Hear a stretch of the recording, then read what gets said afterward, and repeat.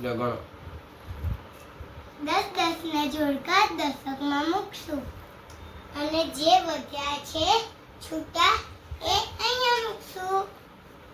10 20 30 40 50 1 2 3 4 5 6 7 તો 50 ને 7 57 50 ને 7 57. હવે એકમ કયો આમાં? એ આયો એટલે શું પણ?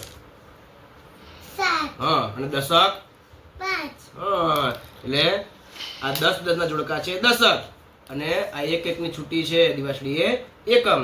તો 5 દશક છે એટલે 5 10 10 ના 5 જોડકા અને છૂટી 7 એક એક ની 7 છૂટી દિવાસળી એટલે 7 એકમ એટલે 50 ને 7 57.